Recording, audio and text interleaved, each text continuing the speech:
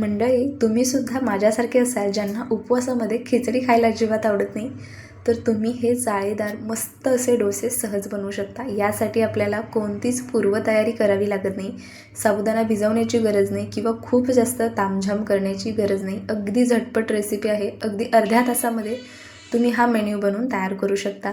मस्त अशी तिखट झणझणीत बटाट्याची चटणी आणि अगदी चविष्ट अशी शेंगदाणा चटणी। इतकं भारी हे कॉम्बिनेशन आहे ना मंडळी, ज्यांना उपवास नाहीत ते सुद्धा आवडीने खातील, इतकं भारी हा बेत होतो। तर चला रेसिपीला सुरुवात करूया। बरं मंडळी, तुम्ही आज आपल्या चॅनलवर पहिल्यांदा आला असाल तर चॅनलला सबस्क्राईब करा आणि हा व्हिडिओ आवडला ना तर व्हिडिओला लाईक अवश्य करा। तर चला, इथं मी 1 वाटी भगर म्हणजेच वरईचा तांदूळ घेतलेला आहे आणि त्याच वाटीने 1 वाटीपेक्षा थोडासा कमी साबुदाणा घेतलेला आहे। हे दोन्ही जिन्नस आपल्याला छान असे भाजून घ्यायचेत। लक्षात ठेवा, याचा आपल्याला कलर चेंज करायचा नाही, फक्त हे व्यवस्थित असे कडक झाले पाहिजेत। त्यानंतर एका ताटामध्ये काढून घ्यायचे। हलकेसे आपल्याला हे व्यवस्थित असे कोमट करून घ्यायचेत। गरम गरम ह्याला वाटायला जाऊ नका, व्यवस्थित वाटले जाणार नाही, त्यामुळे हलकंसं थंड झालं की हे थोडंसं कडक होतं आणि व्यवस्थित असं वाटलं जातं। आता हे छान असं थंड झालेलं आहे, खूप जास्त थंडसुद्धा नाही, हलकंसं कोमट आहे, त्यावेळेसच मी हे दळून घेतलेलं आहे। हा संपूर्ण बेत मी फक्त अर्ध्या तासामध्ये बनवून तयार केला होता, त्यामुळे इथं हलकंसं कोमट असतानाच हे मी वाटून घेतलं होतं। आता हे मिक्सरच्या भांड्यामध्ये आपल्याला काढून घ्यायचं आहे। हे बघा, आता याचं आपल्याला व्यवस्थित असं पीठ तयार करून घ्यायचं आहे। जसं आपलं तांदळाचं पीठ असतं ना, अगदी त्या पद्धतीचं याचं पीठ बनवून तयार होतं। हे बघा, आता हे पीठ तुम्ही अगदी 9 ते 10 दिवस स्टोरसुद्धा करून ठेवू शकता, अजिबात खराब वगैरे होत नाही। आता यामध्ये 1 वाटी ताजं दही घातलेलं आहे। खूप दही आंबट वापरू नका, नाहीतर डोसे थोडेसे आंबूस लागण्याची शक्यता असते, त्यामुळे शक्यता ताजं दही यामध्ये घाला। दही नसेल तर ताक घातलं ना तरी देखील चालणार आहे। 1 वाटी दही घातलं होतं, दही छान मिक्स करून घेतलं आणि यामध्ये आता आपल्याला गरजेनुसार पाणी घालायचं आहे।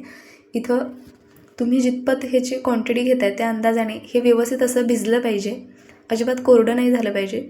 व्यवस्थित असं याला एकजीव करून घ्यायचं, लागन तसं थोडं थोडंसं पाणी यामध्ये वाढवत जायचं आणि हे आपल्याला अशा पद्धतीचं हे बॅटर तयार करून घ्यायचं आहे।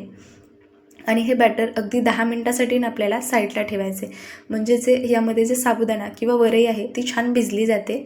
तोपर्यंत इथं आपण छोटंसं वाटण तयार करतो आहे बटाट्याच्या चटणीसाठी।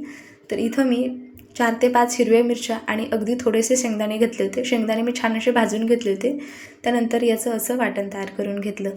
आता इथं आपल्याला भाजी बनवण्यासाठी शेंगदाणा तेलच वापरायचं आहे। पुन्हा थोडेसे शेंगदाणे यामध्ये मी घातलेले आहेत आणि अगदी 2 ते 3 हिरव्या मिरच्या घालायच्यात। तर ह्या हिरव्या मिरच्या थोड्याशा जास्त तिखट असतात, त्यामुळे इथं मी 3 हिरव्या मिरच्या घेतल्या होत्या। आणि हिरवी मिरची आणि शेंगदाणा हे आपल्याला व्यवस्थित असं खमंग भाजायचं आहे। तुम्ही बघू शकता मिरचीला छान असे पांढरे डाग पडलेले आहेत। अशा पद्धतीने जर आपण हे भाजून घेतलं ना तर चटणी खूप चविष्ट बनवून तयार होते। आमच्या इकडे शक्यता कोथिंबीर जिरं वगैरे नाही उपवासात खाल्ले जात, त्यामुळे इथं मी नाही घालत। तुमच्याकडे खात असेल तर तुम्ही घातले ना तरी देखील चालणार आहे। चवीनुसार मीठ घालायचं, गरजेनुसार पाणी घालायचं आणि ही चटणी आपल्याला वाटून घ्यायची आहे। तुम्हाला चटणी जितपत पातळ किंवा दाटसर आवडते त्या अंदाजाने तुम्ही इथे पाणी वाढवू शकता। तर इथे बघा, मस्त अशी आपली चटणी बनवून तयार झाली। ही चटणी इतकी भारी लागते ना, तुम्ही डोशांसोबत खा किंवा अशी खिचडी जरी बनवली ना त्यासोबत जरी ही चटणी तुम्ही बनवून खाल्ली ना तरीसुद्धा अप्रतिम लागते। पुन्हा थोडंसं तेल घातलेलं आहे आणि इथं मी 4 ते 5 मोठ्या आकाराचे बटाटे उकडून घेतले होते। त्यानंतर बटाट्यांची साल वगैरे काढून घेतली। इथं कढईमध्ये अगदी 1-1.5 चमचा तेल घातलं, तयार केलेलं मिरची आणि शेंगदाण्याचं वाटण घातलेलं आहे। आता ह्यामध्ये चवीनुसार मीठ घालून आपल्याला हे सगळं व्यवस्थित असं परतून घ्यायचं आहे। बरं, तुमच्याकडे जिरं वगैरे खात असेल तर फोडणीला तुम्ही जिरं वगैरे घालू शकता, पण आमच्याकडे जिरं वगैरे नाही खात, त्यामुळे इथं मी नाही घातलेलं। तेलावर हे सगळं छान असं परतून घ्यायचं, अगदी 2-3 मिनटासाठी वाफवून घ्यायचं। हवं असेल तुम्हाला जर ही खूपच सुकी भाजी वाटत असेल तर इथं थोडासा पाण्याचा शिंतोडा दिला ना तरी देखील चालणार आहे, पण अशी सुकी भाजी ना खूप छान लागते डोशांसोबत। तुम्ही हा बेत जर नसेल कधी ट्राय केला ना तर एकदा नक्की ट्राय करा, खूप मस्त होते। इथं आपली बटाट्याची भाजी बनवून तयार झाली, सोबत शेंगदाणा चटणी देखील बनवून तयार झाली।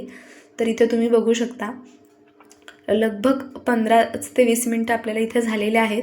हे छान असं भिजलेलं आहे, तर तुम्ही बघू शकता। आता याला आपल्याला पुन्हा एकदा मिक्सरच्या भांड्यामध्ये काढायचं आहे, म्हणजे आपण नेहमी जे डोसे बनवतो ना त्या डोशांचं बॅटर कसं असतं अगदी त्या पद्धतीचं बॅटर आपल्याला हवं आहे, त्यामुळे याला मिक्सरच्या भांड्यामध्ये काढायचं। इथं गरजेनुसार थोडंसं पाणी घालायचं, खूप जास्त पाणी घालायचं नाही. चवीनुसार मीठ घालायचं. त्यानंतर हे आपल्याला व्यवस्थित असं फिरवून घ्यायचं आहे. हे बघा,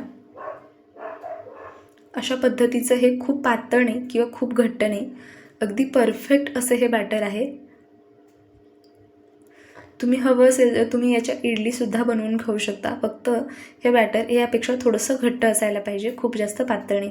तर इथं खाण्याचा अगदी थोडासा सोडा मी घातलेला आहे. जर तुम्हाला आवडत असेल तर घाला, नसेल आवडत नाही घातला ना तरी देखील चालणार आहे. आता हे कंटिन्यू एकाच डायरेक्शनमध्ये हलवून घ्यायचं, म्हणजे सोडा छान ॲक्टिवेट होतो. इथं डोसाचा तवा मी गरम करण्यासाठी ठेवलेला आहे. सुरुवातीला त्याच्यावर थोडासा पाण्याचा शिंतोडा घालायचा आणि पुसून घ्यायचा आणि त्यानंतर हा डोसा घालायचा, म्हणजे कसा अगदी परफेक्ट असा हा डोसा बनवून तयार होतो. तर तुम्ही बघू शकता, नेहमीच्या डोशापेक्षासुद्धा हा डोसा बनवायला खूप सोपा जातो. अजिबात तव्याला चिटकत नाही किंवा फिरवताना उलथण्याला चमच्यालासुद्धा चिटकत नाही, इतका परफेक्ट बनवून तयार होतो. डोसा सोडायचा, थोडासा वाफवून घ्यायचा आणि त्यानंतर तुम्हाला आवडत असेल तर तुम्ही इथं तूपसुद्धा घालू शकता किंवा माझ्यासारखं असं तेल घालूनसुद्धा मस्त हा डोसा शेकून घेऊ शकता. अगदी परफेक्ट असा हा जाळीदार डोसा बनवून तयार होतो. मंडळी, तुम्हाला ही रेसिपी कशी वाटली ना मला कमेंट करून नक्की सांगा आणि येणाऱ्या नवरात्रीमध्ये तुम्ही हे डोसे एकदा नक्की ट्राय करा, तुम्हाला खूप आवडतील. तर यापासून तुम्ही उत्तप्पासुद्धा बनवू शकता. मस्त असे गुबगुबीत उत्तप्पा चटणीसोबत खूप भारी लागतात.